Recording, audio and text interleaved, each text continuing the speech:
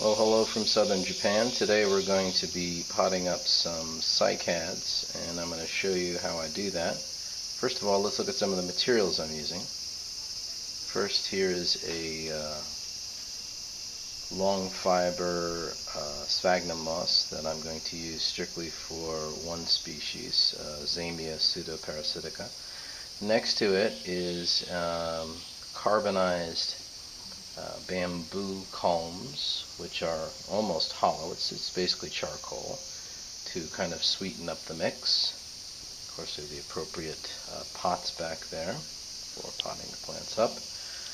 And the compost materials, starting from the left, we have a coarse perlite, in the middle a seedling type orchid bark, and to the right is a material called akadama, which is a Japanese soil or rock that is used mostly for bonsai, and it's quite commonly used here in Japan. I'd like to take a closer look at these compost materials. Here is the akadama. It is a, I believe, a volcanic-based mined material. Unnecessary for you to get this for growing your cycads. I use it simply to add a little more heft or weight to the mixture.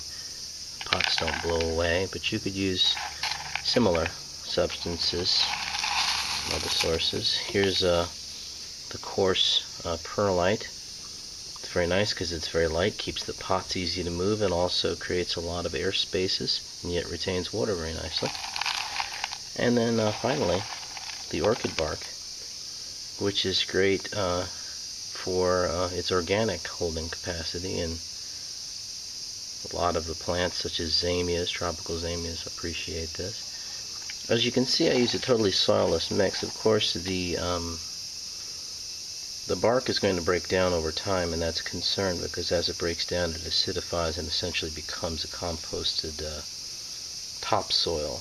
So you're going to have to watch how this breaks down over, say, a 2-year period. It all depends upon your local climate conditions. Here, we might get away with 2 or 3 years before we start having problems. And here are the plants we're going to be repotting today. First off is this large Ceratizamia robusta, which is growing in a pot that is a sufficient size, but I don't like the compost. I want to give it more air. Over here we have a Zamia elegantissima, variety alba, or species blanco, that is just in too small a pot, and again the mix is starting to break down and I want to get in a fresh mix. Same with these two seedling Zamia pseudoparasitica. They're in need of new material. What they're growing in is just staying too wet, and this is a species that likes to have drainage, so I'm going to get them into a nice mix of perlite, sphagnum moss, and some seedling orchid bark to try to get them to grow better roots, because of course with any plant, roots are the key to making a plant happy and having good top growth. So that's our mission today.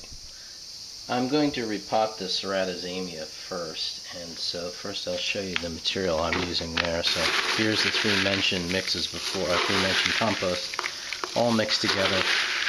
Be careful when you're mixing this because the akadama will tend to sink, so any heavy material you're using is going to sink a little bit more, and you have to keep it well mixed. Here is the charcoal. It's just basically the bamboo broken up. Be careful, they are sharp, but probably you will not be using this material wherever you are. I'm using a fairly large pot in this case. That's sphagnum moss there.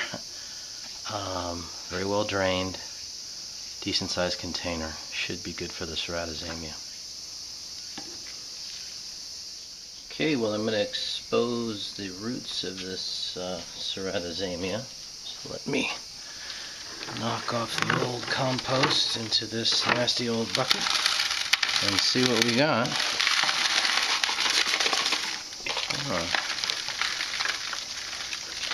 Not bad. You can see that the healthy roots here are, well, they're all healthy, and You can see here these special little colloid roots that cycads make, where they can do nitrogen fixation with a particular algae. Looking good. Well, I've added the charcoal to the other mix. I need to emphasize here, you don't need to use bamboo charcoal. Any good natural charcoal product will do. Be sure not to use any that are chemically treated. That's very important. Here I'm going to lower down this lovely root mass into the pot. Try not to break anything. And we're ready to go here to repot this. I put the mix about as deep as it was in the other pot, up to that point, and I'm going to fill in the void here slowly and carefully. Again, trying not to break anything.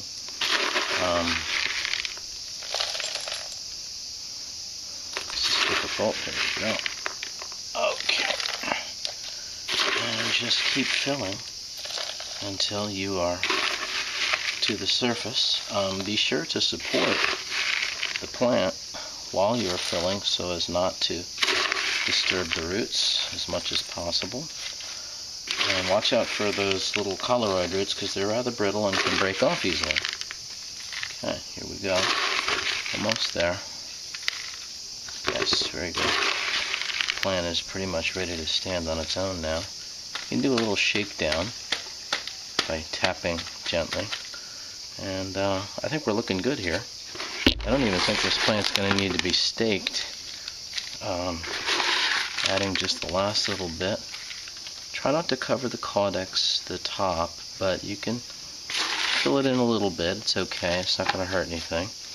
And we have a repotted cycad here. Okay, a slightly different approach with the Zamia pseudoparasitica. Think of this more as growing an epiphytic orchid because these are epiphytic plants. What I've decided to do here is go with about a 50-50 mix of the bark to perlite.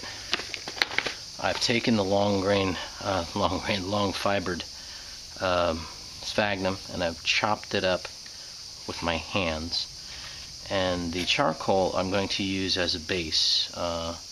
These plants need perfect drainage and are not going to tolerate any serious sogginess to their growing media. So now I'm going to go ahead and incorporate this sphagnum into the mix, which is a little difficult. You have to work with it because it tends to want to clump against itself, and you're just going to have to mess with that. So give me a few minutes to do this and I'll be right back.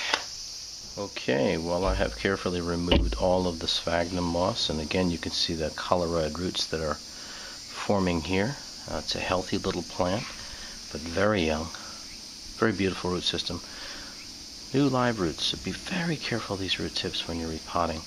In fact, the pot that I'm using here is perhaps a tad large, but I think it's okay for this species. So let's go ahead and fill this in and get this plant potted up.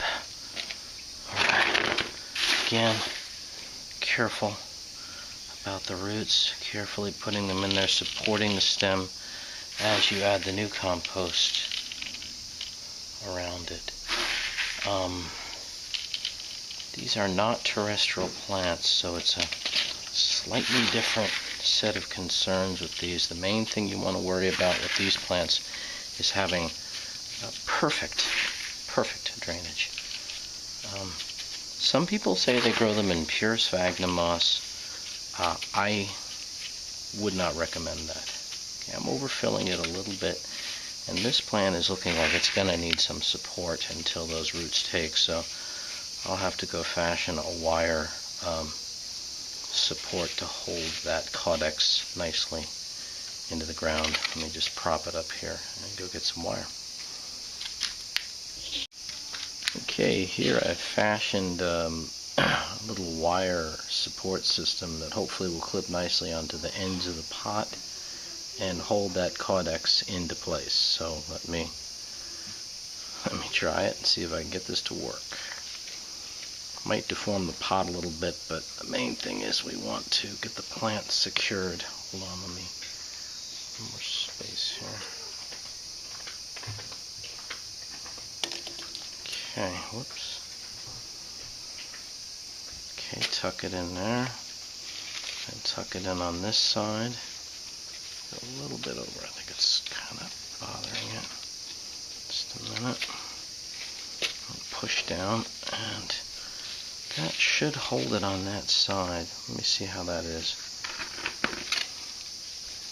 Yeah, looks pretty good. Secure enough. Okay, very good. Well, rather appropriately, it's begun to rain here because it's time to water. When you're watering in these plants, err on the side of too much water, because you really want the mix to settle in, and you can also see all that clay and red material coming off the akadama bleeding out. Not to mention the fact that the mix is very dry and the plants need to be made safe. So water the heck out of them. I've already watered the other ones, and they're ready to go. So there you go. So that's all there is to it. Have fun. Don't fertilize them for a while. Let them rest a while, and you'll once you see some growth on them again, you can start fertilizing them. I decided to give the pseudoparasitic top dressing of pure sphagnum moss, just to retain moisture and make sure that the plants are healthy and happy. These are epiphytic plants. They do not want to have truly dry roots.